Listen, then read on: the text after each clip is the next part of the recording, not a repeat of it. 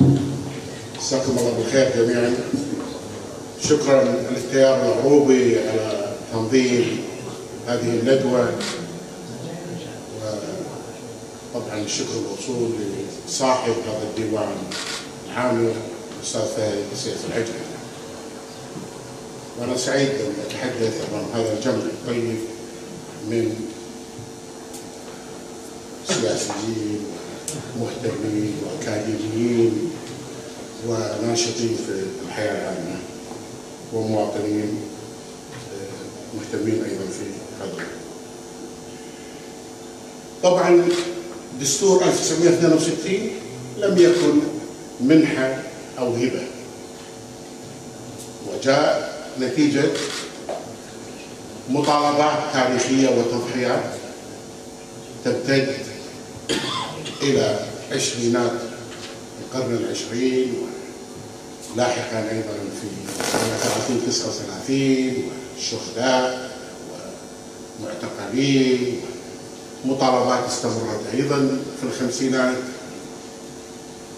هو نتيجة أوضاع كانت موجودة في العالم والمنطقة عندما صدر هذا الدستور، هو نتيجة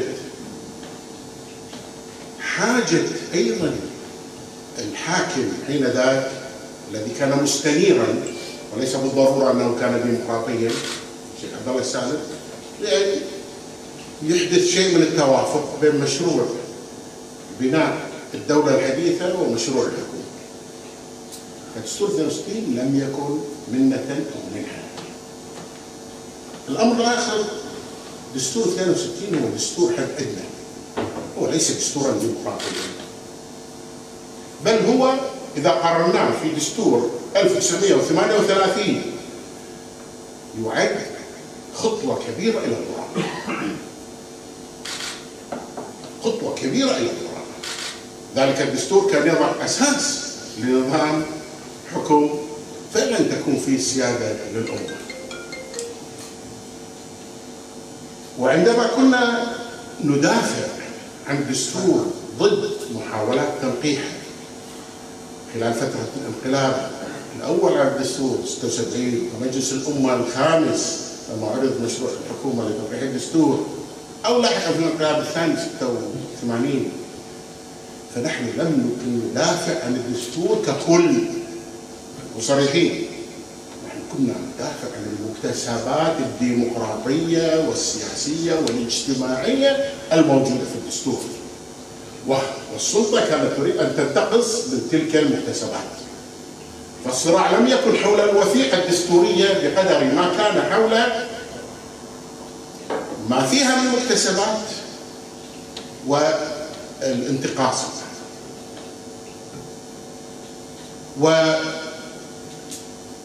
والدستور عندما صدر صحيح هو تعطل مرتين، علق في الانقلاب الأول في 29 أغسطس 76 حتى 81، وعلقت عدد من مواده في الانقلاب الثاني على الدستور من 3 يوليو 86 حتى عام 92 عمليا ما بعد التحرير.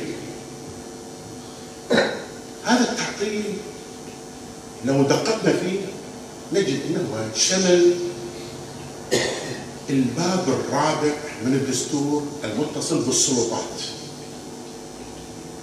يعني ما يعني على تعطيل الباب الاول الخاص بالدوله ونظام الحكم، ولا يعني على الباب الثاني الخاص بالمقومات الاساسيه والمجتمع الكويتي، ولا يعني على الباب الثالث الخاص بالحقوق والواجبات، ولا يعني على الاحكام الختاميه في جزئيه يعني كيفيه تنقيح الدستور، لكنه هو بالاساس ركز على موضوع السلطات. لكن الحقيقه اهم شيء كان ليس الانقلابات التي تمت على الدستور.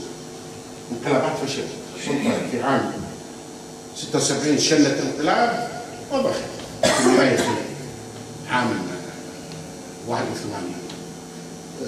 شنت انقلاب 86 وضخت في النهايه اعادت الدستور.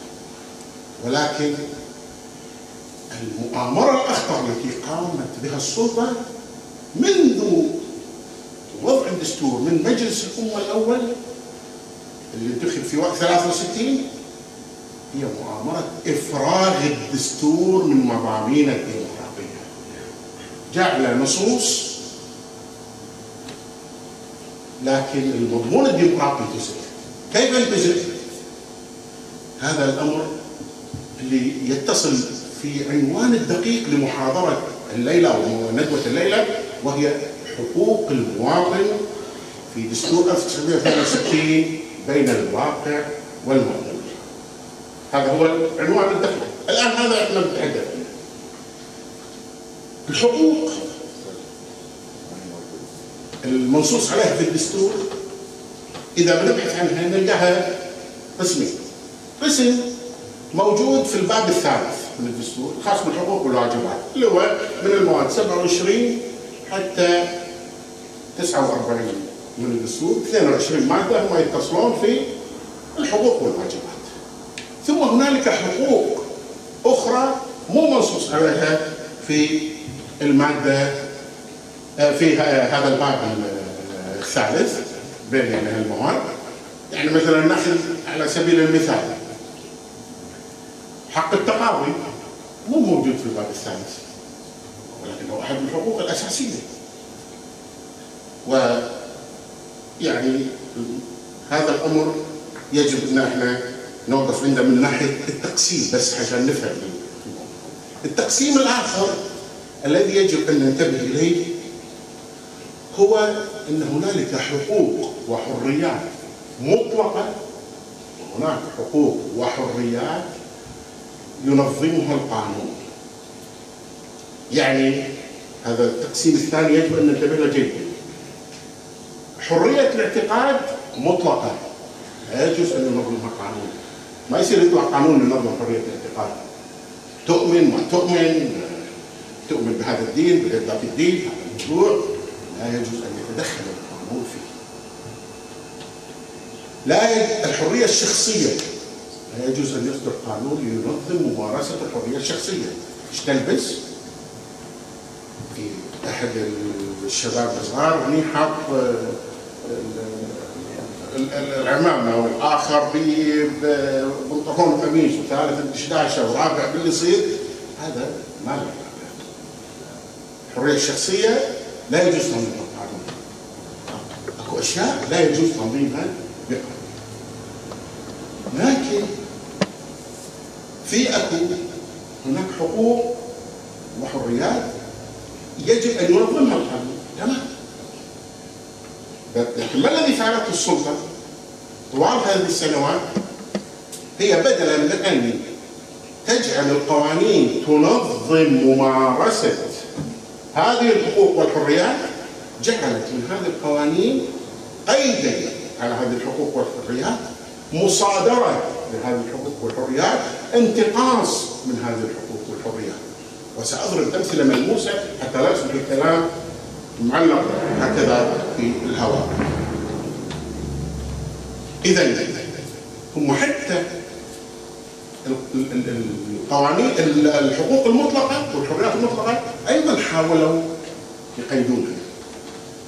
لكن خلينا الآن نحن نروح على ما اتصل بالحقوق والحريات اللي يفترض النظر. عادة يقسمها الباحثين يعني دارس الدستور القانون الدستوري إلى مجموعة أصناف في حقوق وحريات مرتبطة بالشخص نفسه، في حقوق وحريات فكرية، في حقوق وحريات ذات طابع اقتصادي، في حقوق وحريات ذات طابع اقتصادي اجتماعي، في حقوق وحريات سياسية. تقسيمات مختلفة يعني إذا احنا بنقسم. من الحقوق والحريات المرتبطة بالشخصية، حق مهم هو حق الانتماء إلى وطن، حق الجنسية، نظم المادة 27. حق الجنسية عندما تنظم المادة 27 يقول الجنسية الكويتية يحددها القانون ولا يجوز إسقاط الجنسية أو سحبها إلا في حدود القانون. إذا القول بأن الجنسية أمر سيادي، اسمحوا لي هذا الكلام فارغ. ما هو الأمر السيادي؟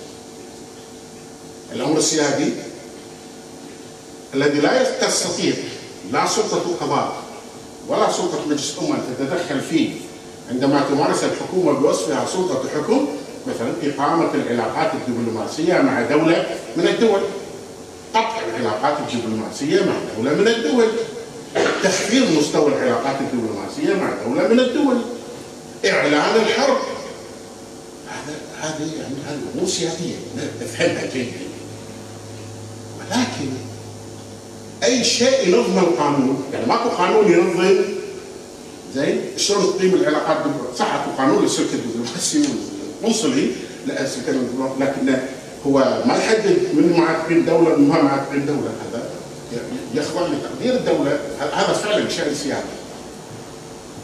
لكن موضوع الجنسيه ما دام يقول ان يحددها القانون اذا ليست سياسيه. من وين ياتي بدايه السياسه؟ ياتي لما صدر قانون المحكمه الاداريه واستثنى 4 قرارات مهما كانت جائرة إذا كانت صادرة من السلطة التنفيذية من ولاية القضاء الإداري عليها، وهي القرارات المتصلة في مسائل الجنسية، في مسائل إبعاد الأجانب، إبعاد وإقامة الأجانب الكويت، في إقامة وإبعاد الأجانب الكويت، دور العبادة، تراخيص الصحف. هذه ال4 استثنيت وعدت سياسية. والدليل انها ليست سياسيه مطلقه اقول لكم ببساطه. لما صدر قانون المطبوعات والنشر في عام 2006 وجديد هذا وحق امكانيه تظلم لدى المحكمه الاداريه في حال رفض تراخيص الصحف، وعمليا الغى كون هذا الامر امرا سياديا. نفس الشيء يفترض يصير على القضايا الاخرى. نتكلم ان الضجه هذه اللي اثيرت لاسباب اخرى، ما علينا منها، نتكلم عن هو ليس قانونا سياديا، هو قانون المحكمه الاداريه ورتب هالامر والسلطه متمسك فيه ما تبي. هذا الموضوع يقودنا الى احد الحقوق الرئيسيه للناس اللي مسلوب.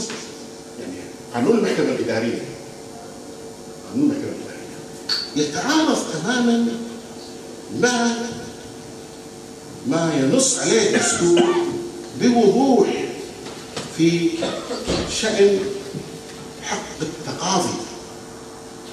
حق التقاضي وفق المادة 166 حق التقاضي مكفول للناس.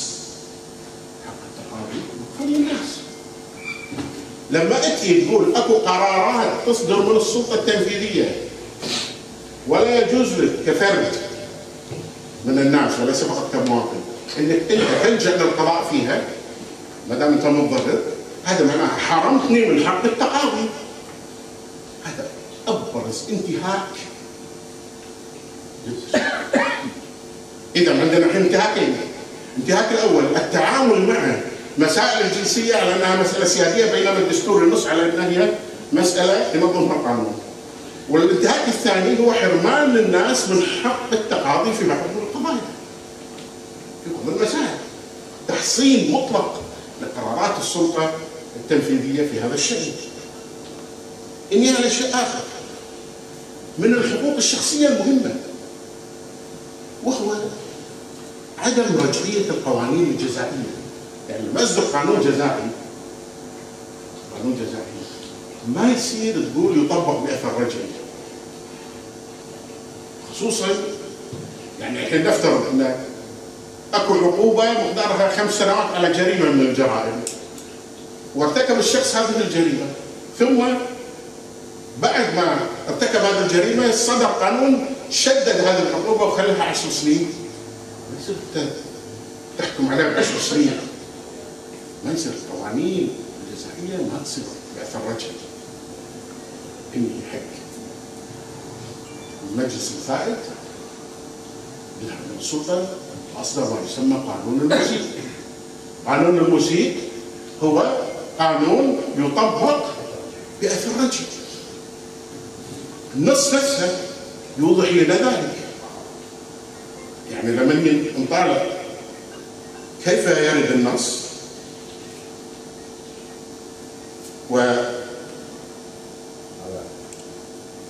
اسمحوا لي، يعني مثلا الحين اللي هو طبعا هذا القانون اللي هو 20/2006 بشان تعديل بعض احكام قانون 35 بشان انتخابات اعلام السلطه.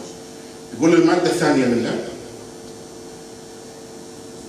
تضاف الى الماده 2 من القانون رقم 35 لسنه 62 المشار اليه فقره ثانيه نصها الاتي: كما يحرم من الانتخاب كل من أدين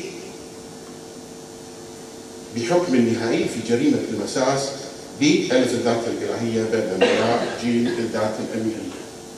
كل من أدين، يعني هذا القانون اللي صدر في 2016 يطبق على اللي أدين في 2015 واللي أدين في 2014 واللي ما يصير. طبق قانون جزائي بأثر رجعي. لأن الحرمان من الانتخاب مو قضية قانون الانتخاب، لا، هذا أحد العقوبات التكميلية. الحرمان من الانتخاب عقوبة تكميلية، وبالتالي أنت قاعد تفرض عقوبة تكميلية على أثر رجعي. هذا انتهاك صارخ للدستور، انتهاك لمبدأ شخصية الحقوق. ناخذ شيء آخر. الدستور يتكلم عن حرمة السكن الخاص في المادة 38، ويتكلم عن سرية المراسلات في أيضا. خلينا نطالع أحد القوانين التي تنتهك بشكل صارخ حرمة السكن وحرية الاتصال أو سرية الاتصالات. قانون كل واحد ما ينتبه له. قانون 37 لسنة 2014 بإنشاء هيئة تنظيم الاتصالات وتقنية المعلومات. شو يقول في المادة 59؟ إن الضبطية القضائية المعطاة لأعضاء هذه الهيئة يكون لموظف الهيئة المشار إليه في البدء في هذه المادة مراقبة تنفيذ أحكام القانون، تمام، وله الحق دخول الأماكن التي يوجد بها أو التي يشتبه أن توجد بها أجهزة أو شبكات أو مرافق اتصالات أو كل أو جزء من البنية التحتية المستعملة في خدمة الاتصالات، وذلك لتفتيشها ولضبط أي أجهزة، هذا الجهاز، أي أجهزة أو معدات اتصال غير مرخص أو مصرح بها أو تستعمل في نشاط غير مرخص به، أو أن يكون من شأن استخدامها التشويش أو الإضرار بأمور الاتصالات القائمة إلى آخره. ولهؤلاء الموظفين في سبيل ذلك الحق في واحد طلب فحص التراخيص، تمام، يروح محلات معينة تفحص أجهزة اتصالات، يعني لا حق يفتش جهاز زين، أو أي مرفق أو مرافق أخرى تتصل بتوفير خدمة الاتصالات أو إنشاء أو تشغيل أو تملك شبكة اتصالات. يعني يقدر يدخل بيتك ضمن هذا المكان وتليفونك يتعامل معه لأنه جهاز اتصال. ترى هذا مو تليفون، كم خدمة فيه؟ كل جهاز من الأجهزة هذه فيه عشرات الخدمات. هذا جهاز اتصالات ومعلومات أكثر منه نسميه تليفون بالمعنى الساذج. هذا مثلا قانون السلاح انتهاك حرمة السكن الخاص. خلاص يجون على منطقة بحكمها يطاقونها ويقدر يدخل أي بيت تحت حجة السلاح. إذا هذه حريات أساسية مكفولة بالدستور تم انتهاكها عبر قوانين شرعت. حريات الفكرية، حرية الرأي والبحث العلمي، تروحي الى المحاكم اساتذه جامعه تتكلم في المحاضره بطريقه، واحد الطلبه في امن الدوله وراح مبلغ عنه. صارت الدكتور خلدون النقيب الله يرحمه فتره الانقلاب الاول على الدستور تم حبسه في المباحث الجنائيه والتحقيق معها فتره على كتاب اصدره. يعني اي حريه بحث علمي، حريه الصحافه مقفوله بالماده 37، لكن عشان تحصل ترخيص لازم الجريده يوميا يكون عندك مليون دينار تامين. زين احنا تيار سياسي ما عندنا مليون دينار، اللي كم مليون دينار عراقي؟ طيب شلون يعني والله نمشي الجريده؟ بنعبر عن نفسنا، انا كاتب واعتقد عندي الاهليه اني انا اعبر عن رايي واقدر اكتب كتابات مسؤوله، لا استطيع ان امتلك صحيفه. اذا حريه الصحافه مقفوله لراس المال للشركات مو للافراد. هذا انتهاك قانون المطبوعات بالنشر ينتهي.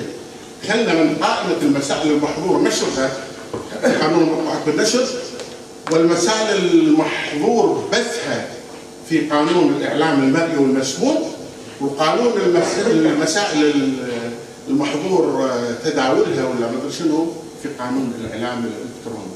كلها بعد قيود وقيود ترسال من القيود المقيده بالحريات، على خلاف ما ينص عليه الدستور من ضمان لحريه الصحافه وحريه التعبير عن الراي وغيره اللي يفترض ينظمها القانون مو يصادرها. ناتي الى حق الاجتماع وفق الماده 44. ترى حق الاجتماع الخاص مكفول، وحق الاجتماع العام مطلوب فقط اخطار. لا ما ابغي، لا مو صحيح، لا مو صحيح. هم سووا طلعوا المرسوم سنه 79 اللي قيد وتنافى، فعلا اسقط في المحكمه الدستوريه سنه 2006، لكن اي يسقط منه شنو؟ الباب المتصل بالاجتماعات العامه. اما الباب المتصل بالتجمعات بمعنى المسيرات والمواقف هذا لم يرغب، والمحكمه الدستوريه ثبتتها في هذا القانون. قانون منافي للدستور. ناخذ شيء اخر، عندنا حقوق وحريات ايضا ذات طابع اقتصادي، وحقوق وحريات سياسيه. تمام؟ ما راح انا اوقف عند هذه الحقوق والحريات بصوره يعني مدققه، لكن احد الحقوق المطروحه هو حق العمل. زين اكو الماده 43 من الدستور تكفل حريه العمل النقابي، حق تكوين الجمعيات والنقابات على اسس وطنيه وتعمل بوسائل سلميه. اين ينطلق هذا النص الدستوري؟ علشان تشهر اي جمعيه او نقابه لازم موافقه وزاره الشؤون. يوافقون لك ولا يرفضون؟ يشهرون لك ولا ما يشهرون؟ بعدين مقدار التدخل والوصايه من الحكومه على مؤسسات المجتمع المدني حقيقه تنفي هذا الحق. لكن انا بيعني شيء اخر، الدستور بعض الحقوق ما نص عليها، ولكن نصت عليها مواثيق دوليه ومعاهدات دوليه، والمواثيق والمعاهدات الدوليه وفق الدستور بعد اقرارها بعد التصديق عليها تعرض على مجلس الامه. لما تعرض على مجلس الامه يجب ان تكون جزء من البناء القانوني للدوله. اللي حاصل له تطلع معاهدات دوليه وتوقع عليها وتنضم لها ويصدق عليها ويصدق قانون فيها، لكن لا يؤخذ فيها في المحاكم. اعطيكم مثال. دستور الكويت رغم انه متقدم في كثير من المسائل في الحقوق الاقتصاديه والاجتماعيه، لكن لم يكفل حق الاضراب الذي هو حق منصوص عليه في الاتفاقيات الدوليه اللي منضمه لها الكويت، حق الاضراب عن العمل، هذا حق طبيعي. لان يعني شو بتجبر الناس غصب يشتغلون؟ هذا سخره يا سيدي. هذا الحق ترى بالمناسبه دستور 1962 متخلف جدا عن ان يلبيه. يعني حتى الدستور نفسه ناقص. اعطيكم مثال اخر. في دول العالم المتقدم او اي دوله فيها شويه ديمقراطيه جديه، اكو شيء يسمونه حريه الحصول على المعلومات، حريه الوصول الى المعلومات. احنا ما عندنا قانون ولا النص الدستوري يكفي حريه الحصول على المعلومات. بل ازيدكم شيء، لما راحت الحكومه توضح تستفسر من المحكمه الدستوريه عن السؤال البرلماني الوارد في الماده 99 من الدستور، جاءت المحكمه الاداريه وقيدت التعامل مع هذا الحق النيابي بحيث انه حتى عضو مجلس الامه محروم من ان يحصل على المعلومات والبيانات كما يريد. اي ديمقراطيه ما فيها حتى حريه الحصول على المعلومات. اذا عندنا عله في التالي، عله في مواد الدستور التي كفلت حقوق وحريات وجاءت القوانين لتفرغها من مضمونها وتصادرها وتقيدها، وعندنا حقوق وحريات كفلتها المواثيق الدوليه وجاء الدستور متخلفا عن تلبيتها، وفي التطبيق لا يتم الاعتراف فيها. هذا الوضع اللي عندنا. اذا الحقوق المواطن، حقوق الانسان، حقوق الفرد في دستور 1962 في واقع الحال منتهكه، مو عبر الانقلابات اللي تمت على الدستور ولا تعطيه الحياه النيابيه فقط، لا، انتهكت عبر ترسانه من القوانين المقيده للحريات اللي صادرت منه ابرز هذه الحقوق ومنعتها وقيدتها تحت حجه تنظيمها. للاسف فان نواب المعارضه الوطنيه اولا، ثم نواب المعارضه والمعارضات المختلفه لاحقا، لم يولوا مساله تعديل القوانين المقيده للحريات اهميه جديه. فقط الحركه الوحيده اللي تستحق رفع الإعقال لها سنه 1965 عندما صدرت مجموعه من القوانين المقيده للحريات للموظفين والانديه والصحافه وغيرها، في ذلك اقول اجتماعات في مجلس الامه الاول بموافقه الحكومه ونواب الغالبيه البرلمانيه المواليه لها، قدم 8 من نواب المعارضه استقالتهم من المجلس في 65 في 67 الدكتور احمد الخبير وجاسم البطاني وسامي الميز وبقيه الافاضل الله يرحم الميت منهم الصحابه موجود منهم. انما في الباقي لم تتحول قضيه الحريات الى معركه جديه. دائما تلقى اعضاء مجلس الامه والجماعات السياسيه وخاصه الدينيه هي وين تدافع عن اي حريات؟ الحريات السياسيه او ما يتصل في باب السلطات والباب الرابع، انما ما يتصل بالحقوق والحريات الاساسيه للناس تلقى هذا اقل اهتماما، ما يولى اهتمام، واحيانا العكس من ذلك. طيب اذا احنا الان امام هذا الوضع. هل هذا يعني نتيجه فقط يعني قدره السلطه ضعف الشعب؟ كان جاي من ظروف اخرى. هو طبعا احنا فيه قاعده بسيطه، اقرار الدساتير ووضعها موضع التطبيق والانقلاب عليها وافراغها من مضامينها والغائها واستبدالها هو ما لا صله في مدى قوه الدستور. الدستور لا يستطيع ان يدافع عن نفسه، له علاقه في ميزان القوى داخل البلد.